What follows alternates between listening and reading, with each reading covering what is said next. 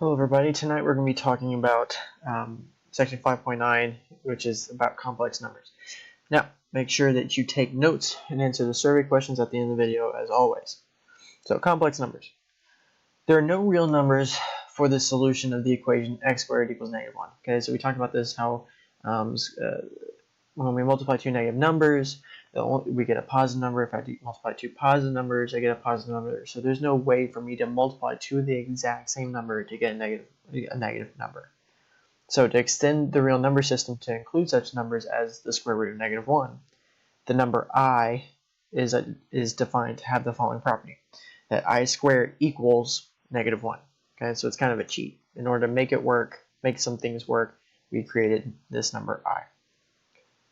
Okay, so I equals the square root of -1. The number I is called the imaginary unit. Okay, so we get the word imaginary numbers from this. Numbers of the form a plus bi, where a and b are real numbers, are called complex numbers. In this complex number, a is the real part and b is the imaginary part. If a equals 0 and b does not equal 0, the complex number is called pure imaginary. Okay, a pure imaginary number, or a number like 7 plus 2i, with a not equal 0 and b not equal 0, is a non-real complex number. The form a plus bi or a plus ib, because it doesn't matter about the order of multiplication, it's called standard form. Okay, so let's look at some examples of pure imaginary numbers. So, square roots of negative numbers. So first we're going to start with the square root of -36. Now, if you remember your perfect squares, you remember that the square root of 36 is 6. Okay, but we also have that negative. Okay, so we have to remember that -1 times 36 is -36. So we take the square root of -1 and we get I. So we get 6i. And typically we write it kind of curvy like this to denote it from a different from any other just I or any kind of number. Okay, so let's look at this next one. Excuse me. The square root of -125 x to the fifth. Okay, so we break down 125 and we get that, so it's 5 times 25. Okay, and you remember that 25 is a perfect square, so we're going to bring out a 5 for my 25. Okay, and I'm going to bring out, I have 5 x's, so it means I have 2 pairs with 1 left over, and then I bring out an I. So I'm going to get this, and then I have left on the inside 5x. Okay, so it's something like that. And you can rewrite this order, like it might actually look a little bit better if we wrote it like 5x squared times the square root of 5x, but ultimately it all is the same thing. So ultimately, though, these are pure imaginary numbers, just simply because we have just the imaginary part. Okay, let's look at some more examples. Multiplying pure imaginary numbers. Okay, so now with this we have to remember that multiplication here is multiplication, just like with normal numbers, is associative and commutative. So I can switch the order, I can switch the grouping. It does not change my problem. Okay, so let's start with this -2i times 7i. Okay, so we're going to multiply my numbers together that I can. So -2 times 7 gives me -14. Okay, and if you remember, I times I would be I squared, and then we have to remember that I squared is the same as -1. Okay, so -14 times -1 is simply 14. Now let's look at this one on the bottom. There are a couple ways you can go about this. Okay, but the best way that I can think to the best way to go about it is to first, let's just take out those two negative numbers. Okay, so we're going to factor out my I. So I'm left with I times the square root of 10 times I times the square root of 15. Now, if you remember from our radical unit, we talked about how when we multiply two radicals, we multiply what's on the inside. So we get multiply what's on the outside, outside, inside, inside. So we get I squared, times the square root of 150. Now, if you remember from our last example, I squared becomes just a negative 1. Okay, 150 breaks down into, let's do 15 times 10. 15 breaks down into 5 times 3, and 10 into 5 times 2. So I have a pair of 5s and a 3 and a 2 left over. So I bring out a 5, and I have a 3 and a 2 left over.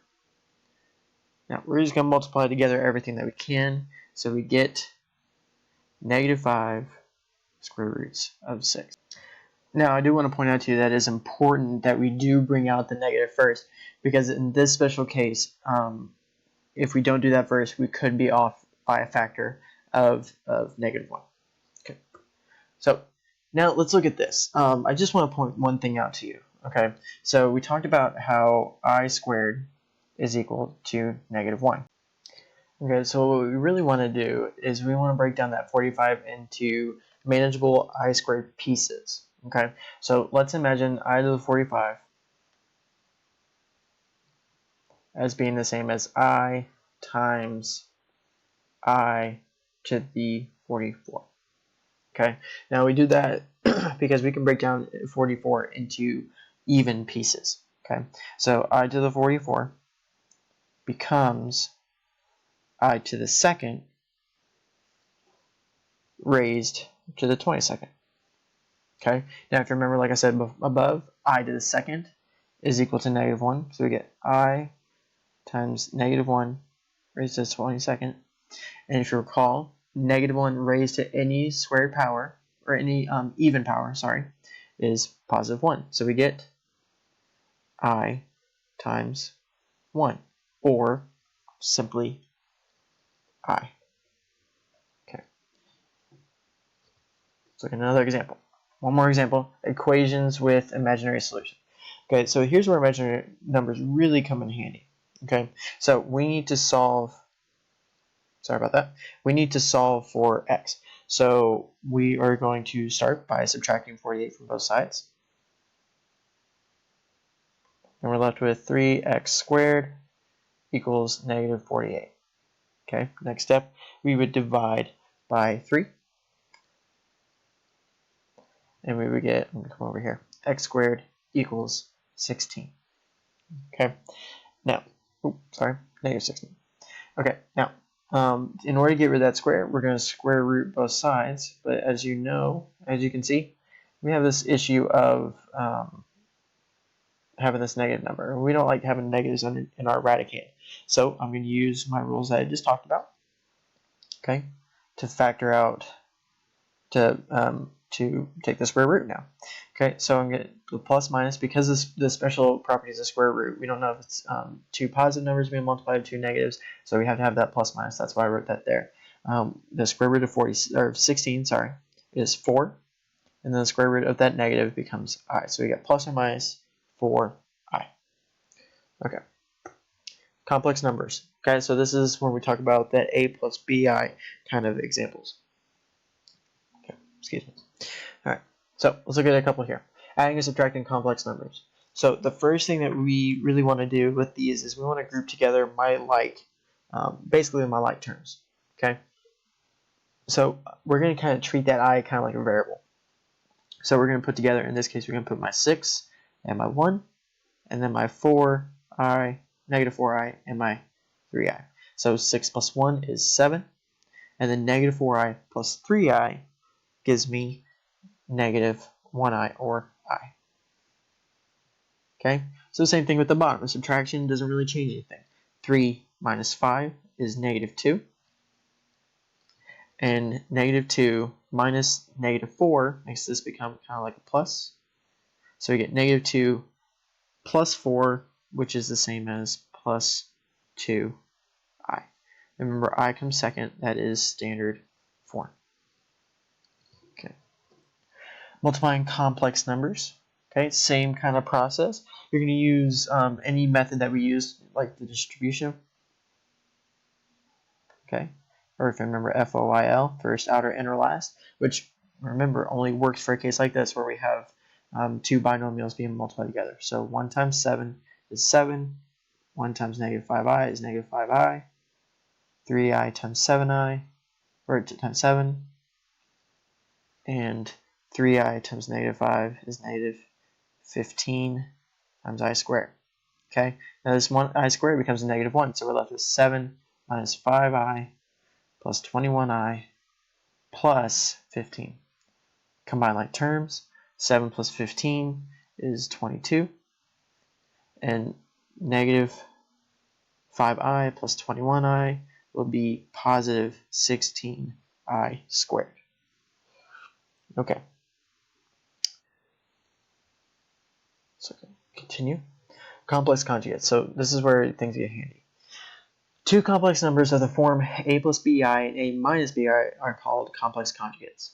The product of a complex conjugate is always a real number. For example, 2 plus 3i times 2 minus 3i equals 4 minus 6i plus 6i plus 9. If you notice these two will cancel each other out because they just go to 0, and we get 4 plus 9, which equals to 13. So that's why it's handy to have these.